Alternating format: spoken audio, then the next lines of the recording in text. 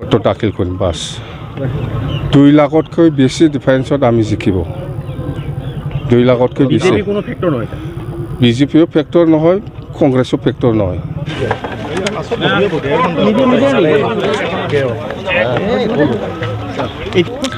আমাৰ বিপেফ দলৰ প্ৰাৰ্থী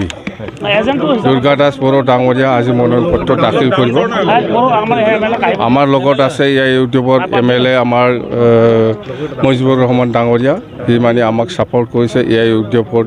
আৰু আমাৰ লগত আছে কেণ্ডিডেট দুৰ্গা দাস বড়ো ডাঙৰীয়াও আছে আৰু চৰণ বড়ো ডাঙৰীয়া আছে মুঠতে আমি টোটেল 6 জন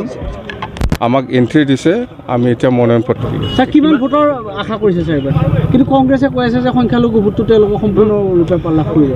নিজে নিজে খৈ ল'ব পাৰে গ্ৰাছ ৰুটতো এনেকুৱা নহয় না গ্ৰাছ ৰুটত আমাৰ লগত আছে ইহঁতে ওপৰে ওপৰে খৈ ল'ব পাৰে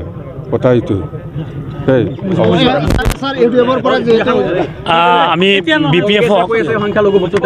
কংগ্ৰেছ আমি সংখ্যালঘু 20 বছৰ 30 বছৰ ভোট দিছোঁ আমি বিজেপিক হটাব পৰা নাই দৰঙৰ পৰা এইবাৰ BPF হটাব পাৰিব একেবাৰে সংখ্যালঘু মানুহ এবাৰ দুৰ্গা দাস বড়োৰ লগত আছে BPF লগত আছে ইভেন মই বিধায়ক তেখেতসকলৰ লগত আছে ৰাইজ দলগাঁও ৰাইজ তেখেতসকলৰ লগত আছে সংখ্যালঘু ৰাইজ এইবাৰ বিচাৰিছে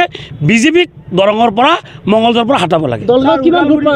দলগাঁৱত আপোনালোকে চাব কংগ্ৰেছে ভোট 30,000 ক্ৰছ কৰিব নোৱাৰে স্যাৰ ওদালগুৰি BPF আপোনালোকক সমৰ্থন কৰা নাই এই UDF সৰি ওদালগুৰি UDF কি ওদালগুৰি কমিটিয়ে নাই আমাৰ ওদালগুৰি আমাৰ কমিটিয়ে নাই বৰ্তমানে আব্দুৰ ৰহমানে কৈছে ওদালগুৰি কমিটিয়ে নাই কোন আব্দুৰ ৰহমান নাই কমিটিয়ে নাই